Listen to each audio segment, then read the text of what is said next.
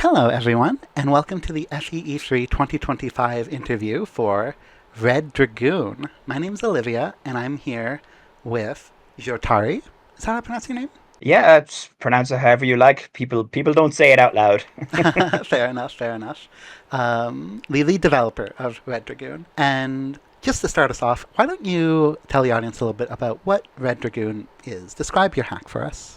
So Red Dragoon is a prequel, an Archanea prequel focused on Minerva, and it's about a succession crisis after the death of the main king of Macedonia. And Michaelis kills his father, as we know from the main games, and it's the outcry of that, what happens after all that happens. And the game is interesting in that it's inspired by Mega Man, of all things, in that Really? I've decided, yes. So if you play a Mega Man game, the way you do is you fight eight robot masters before you go to the main boss, and you can take them in any order you want. So which order you take them affects the gameplay. So I tried something similar for this, in that there's about I had 9 chapters in the game. I can't remember right now, and you have a prologue, 2 prologues, and then you have 6 chapters to take in any order you want before you go to the final chapter. So, which order you go in will depend on which characters you recruit, and obviously how strong your characters are, and it'll change the flow of the game depending on what order you decide to tackle it in. So, if a chapter Interesting. is too hard, you might decide you'll wait until later to do that chapter and try and find an easier one. That's a fun concept. Yeah, I hope it works. Don't we always?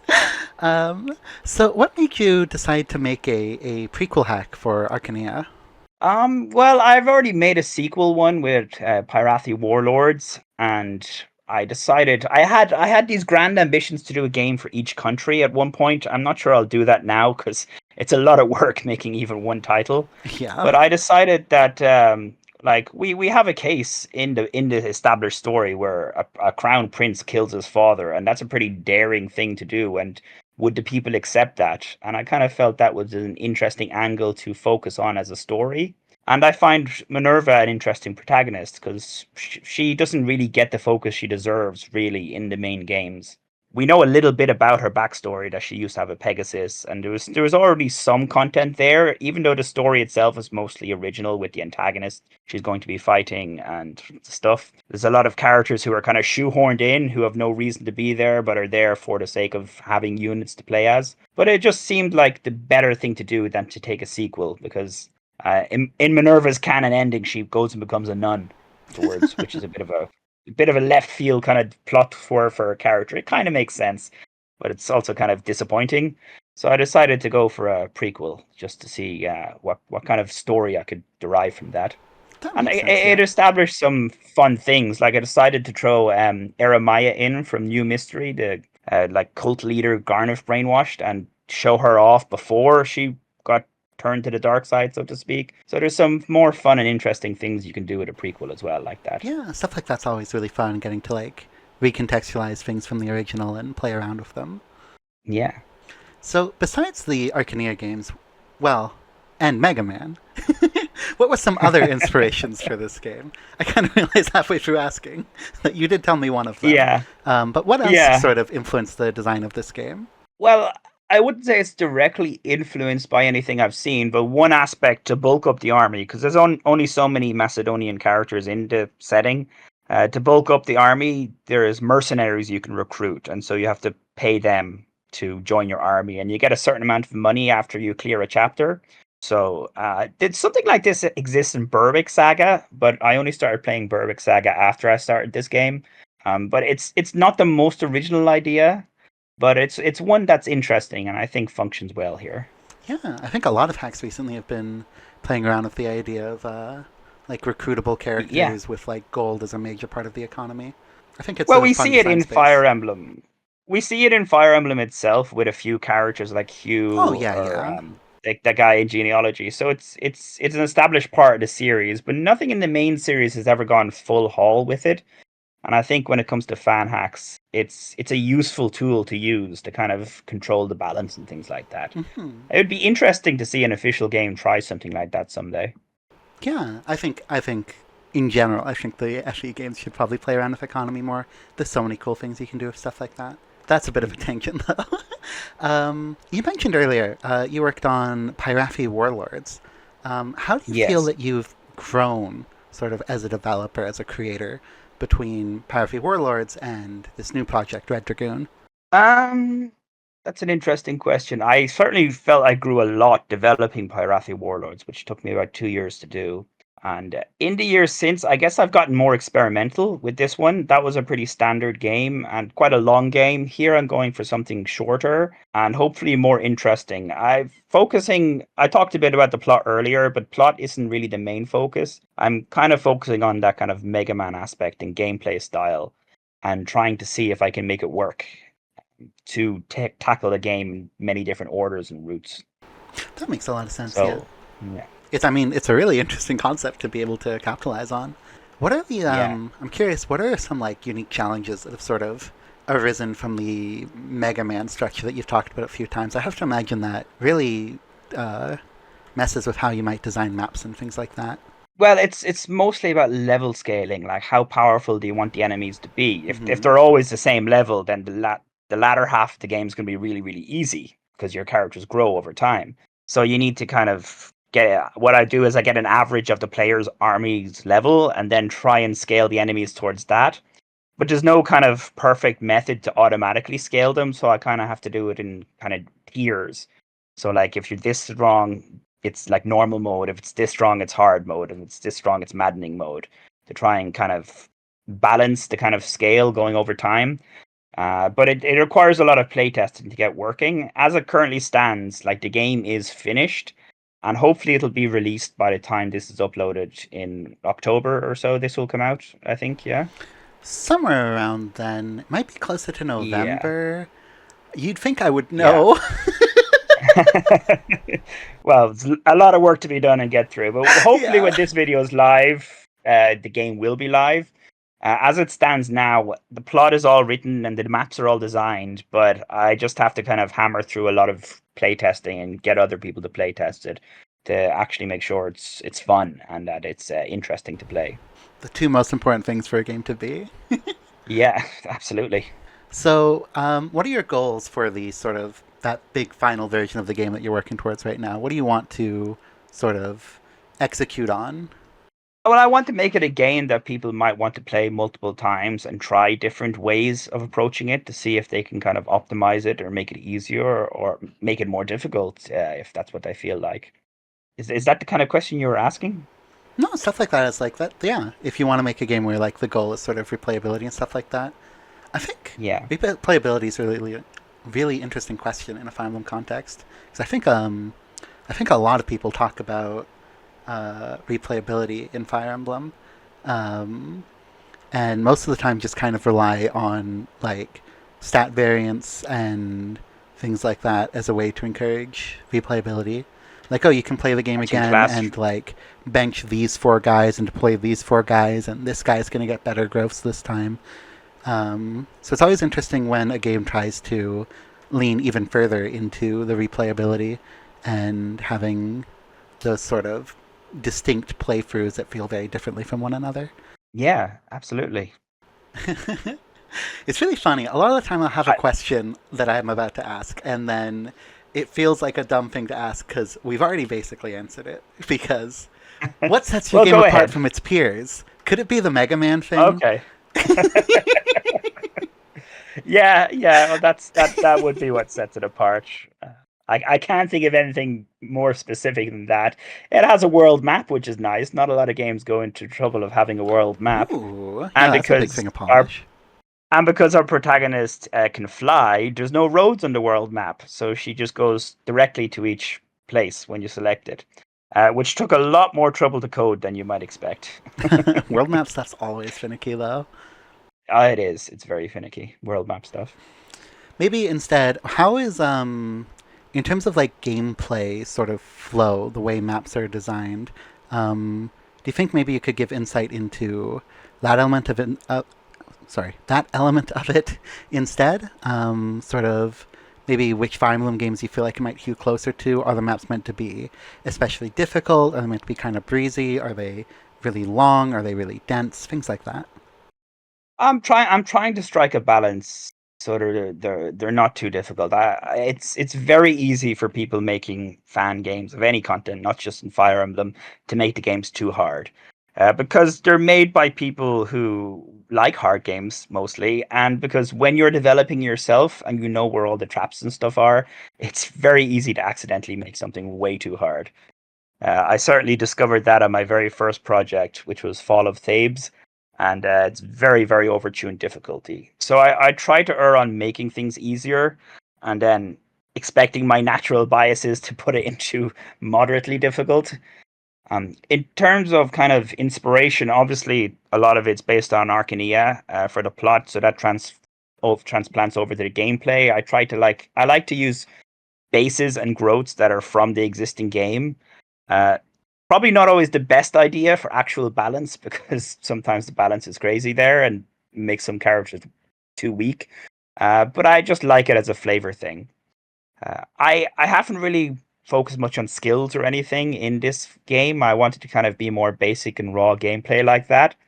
But despite it being the opposite, I took a bit of inspiration from Engage in that I wanted to try and make the boss enemies kind of more involved in the chapter and not just Hell something you can yeah. easily defeat. Hell So, yeah. That's what I like to hear. I, yeah, I managed to work in like the revival stones they have in Engage. I managed to put that into a few of the bosses. Ooh. Although the plot is also that you're trying to recruit generals to your cause to fight the person who you're accusing of usurping the throne, but who's really rightfully imprisoning Michaelis, Minerva's brother. So you're trying to get people on your side. So you have to try and recruit the bosses in some interesting ways as well. Like one boss, Oridian, a paladin in the original game, he is on the castle and he'll leave the castle to attack you, but he'll retreat back to the castle after a few turns. So in order to beat him, you have to seize the castle out from underneath him without killing him. A bit like Ira from Genealogy of the Holy War, except there's no one else guarding the castle. Instead, there's a lots of reinforcements if you get near it. Right. So it's quite tricky to do, and you need to play around him. And if he has a revival stone, but if you kill him once, then he'll permanently seat himself on the castle, and then you can't recruit him. But you can still kill him and finish the map. So I'm trying to make the thing kind of a bit puzzle based there as well, and trying to figure out how the AI is working and what the best kind of approach is to do it. That makes sense. And that ties in before you were saying with replayability and stuff like that. You might Yeah, realize, oh, yeah. when I played this way, I lost the ability to recruit this big general guy, but the game's pretty short. I can just go back and play again and maybe go for that guy early now that I know how to recruit him, and then I can play with him for the whole game long and things like that. Yeah, yeah. That's fun. I really like that. That's the aim. Well, like you said, hopefully it works. Yeah. Yeah. Someone might just say, "What? This is terrible. I can't recruit him." So, are there any elements of the Arcania games which you felt you wanted to improve upon with this project? I'm admittedly pretty ignorant towards the Arcania games. I haven't actually played them myself. They're on the list, but I'm curious what you were sort of, if you were trying to iterate on anything within those games outside of just being set in the same world. Are you talking about in terms of plot or gameplay? Either or both. In terms of gameplay, not really. Like I said, I'm kind of going for more raw gameplay. I've scaled down like skills and stuff like that. Arcania doesn't have skills naturally because it was the first game in the series. Hmm. In terms of plot, as I decided to make it a prequel, I wanted to kind of explore that time period of the story. So the background of Arcania, it's kind of interesting in that the game starts when the war has already been on for 5 years, before Marth gets involved. And before that, there was about a 2 year period where the big bad dark dragon Medius was back, but the war hadn't started. And I found that an interesting thing to just pick up on the timeline, that there was this period of kind of peace where the main big enemy that everyone doesn't like is existing in the world, but not actually fighting anyone. And so I thought that was kind of an interesting way to explore how people are reacting to his return in the world, whether they believe he's back, and how he manages to forge an alliance with human nations, even though he hates humans. So that's an element that's kind of not in the forefront of the story, but kind of floating around the sides of it that I found interesting and Yeah. I enjoyed exploring. All right. Awesome. We're coming up on the last couple questions here, but save Yeah. the best for last. I love this question every time. What's your favorite part of the project? Your personal favorite thing? Whatever it is, feel free to I gush as much as you want about whatever it is. I have a real soft spot for minor bosses in the series. I just like the characters who are not important, and just imagining that they have their own importance and world to themselves. And so the idea of this game is you're recruiting all generals to your side. They are all the minor bosses who get like two lines of dialogue from the series, and then trying to expand upon them and make them more interesting as characters and show what kind of place they have in the world. And because it's a prequel, I got to do some fun things with their designs as well. Like one character is bald in the main game, so I gave him hair because it's set like 7 years earlier, and so why not give him a head full of hair? And just doing some kind of fun things like that, just changing their designs slightly to show the passage of time. Stuff like that's really fun. I love little details Yeah, like that. yeah. But because these characters are so unpopular and minor, I don't know how many people will actually notice such details. I think for the people who do, it's going to be really fun. And I think there's Yeah. a lot of other people who are like big Archanea super fans or have a similar love for the minor bosses and stuff, and they'll be all over details like that. Lastly, before we start wrapping up here, how many chapters is the project like right now? You said it's near completion. Are all the maps playable right now? All the maps are playable. I haven't done any playtesting for the final map because I need to. So far, my playtesting has, because every map can be like the first map you try. I've been trying it, playtesting it, and then resetting and just trying it as the first map. So I need to do playtesting myself where I do all the maps and get an army level that can take on the final map before I finish playtesting the final map. And then I need to do it again, and then I need to share it to other people. In terms of chapter numbers, there's a prologue chapter. There's a second chapter that's kind of like basically a cutscene. It's playable, but it's a scripted cutscene almost. And then another prologue chapter, and then it's 6 maps of any order you want before the final map. So I think there's 10 maps in total, off the top of my head.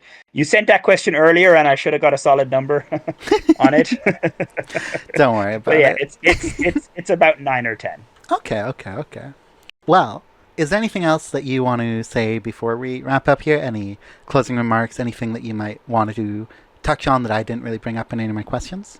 No, just thank you for this interview and this format for FEE3. I think Yeah. it's fun. It's a fun way of changing it up.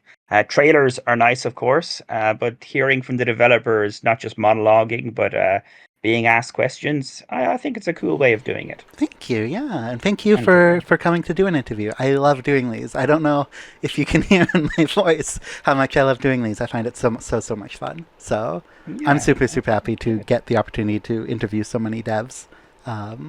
It's just Yeah. been a blast so far. Um, Excellent. I'm glad you're enjoying it. That's what it's all about. yeah, We do it for the love of the game. and if you Long live Fire Emblem fan content. hell yeah. And if you in the audience also like all these interviews, good news, there's going to be a whole bunch at this FE3. So, stay tuned to see more of those, as well as all the other showcases for all the amazing projects being shown this year. Thank you so much, Jotari, for coming on and letting me speak to you.